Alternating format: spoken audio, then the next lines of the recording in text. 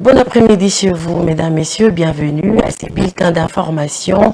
30 corps repêchés, 167 disparus et 189 rescapés. C'est le bilan du naufrage de la balnéaire Mapamboli le dimanche 15 octobre 2023 qui a été revu à la hausse.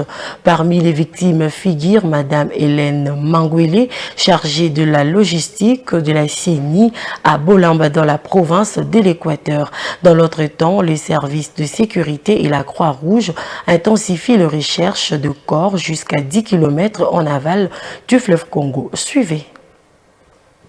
Le bilan du naufrage de la baleinière Mbandaka, chef-lieu de la province de l'Équateur, est revu à la hausse. Il passe de 27 à 30 morts le dimanche 15 octobre 2023. 30 corps repêchés en l'espace de 2 jours, 167 disparus, 189 rescapés et des tonnes de marchandises noyées, a annoncé le ministre provincial de la Santé, Action humanitaire et Solidarité nationale. Ces données sont fournies par le service de la Croix-Rouge qui font de recherche de corps en aval du fleuve Congo. Ces activités sont réalisées avec du canot rapide et pirogues motorisées appuyées par le gouvernement provincial de l'Équateur. Selon le vice-gouverneur Taylor Nganzi, les opérations de recherche de corps se poursuivent jusqu'à 10 km en aval du fleuve Congo où plusieurs corps sont disparus dans les eaux. Ces derniers, faisant l'intérim, a instruit les services de sécurité et des migrations pour identifier tous les rescapés, les familles des victimes, en vue d'organiser les obsèques dignes. Il a également annoncé les débuts ce lundi des assistances alimentaires aux rescapés et l'organisation du retour des passagers n'ayant pas de famille dans la ville de Mbandaka. Du côté des rescapés,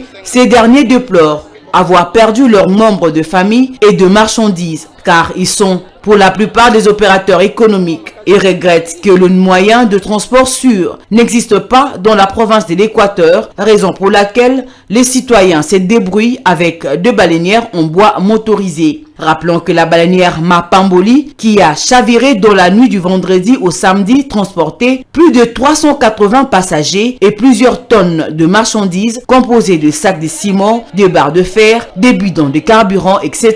etc.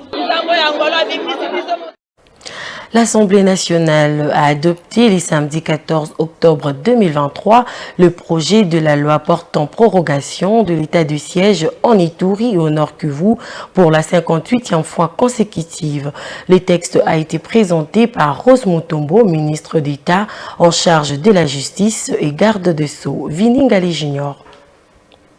Cette nouvelle prorogation a pris effet le même samedi pour une durée de 15 jours. Dans un vote subséquent, sur 289 votants, 287 ont voté pour, 2 ont voté contre et aucun ne s'est abstenu d'après le bureau de la Chambre basse du Parlement. Cette autorisation de plus intervient après que le président de la République se soit prononcé à l'issue des conclusions de la table ronde sur l'essor de cet état d'exception. Pour le commandant suprême des forces armées, l'état de siège reste maintenu, mais certaines mesures d'allègement de cet état sont prises pour aller progressivement vers la levée totale. Dans le même ordre d'idées, il a rétabli les juridictions civiles en place dans les entités territoriales décentralisées et déconcentrées. Depuis mai 2021, le gouvernement avait déclaré un état de siège dans les provinces de l'Ituri et du Nord Kivu suite à la résurgence de l'insécurité. Les entités territoriales décentralisées sont la ville,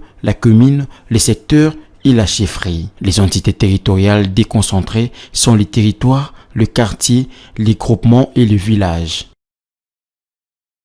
Anouchka Lokun, présentatrice de la tranche matinale sur la télévision Mandiko, a été retrouvée morte le vendredi 13 octobre 2023. Son corps sans vie a été découvert par des inconnus grâce à une vidéo répandue dans les réseaux sociaux.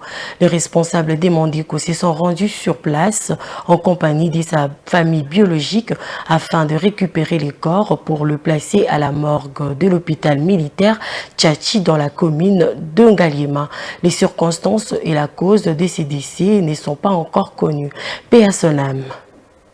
Journaliste à Mandiko Télévision, ancienne d'Horizon 33, Anouchka Lokun a été retrouvée morte le vendredi 13 octobre 2023 vers 5h40. Son corps sans vie a été découvert dans la rue du quartier Grand Malik dans la commune d'Ingalima et portait une blessure dans sa jambe droite. Les pantalons blancs de la victime étaient ouverts ainsi que la chemise rose. C'est avec beaucoup d'émotion que la grande famille Mondico a découvert ces drames grâce à la vidéo qui a été partagée dans plusieurs groupes WhatsApp. Aussitôt informés, les directeurs de ressources humaines, les directeurs des informations ainsi que les caméramens se sont renseignés pour savoir où serait son corps et ils se sont rendus d'urgence à la police Mbata de Delvaux. Ensuite, après les formalités, ils se sont aussi rendus à l'hôpital Promédis où la victime avait été conduite avant de rendre l'âme.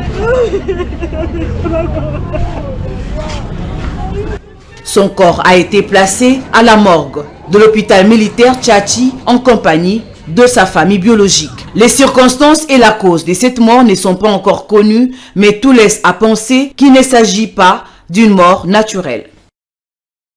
Voilà, c'est par ici que prend fin ce bulletin d'information. Restez bien, portez-vous bien chez vous.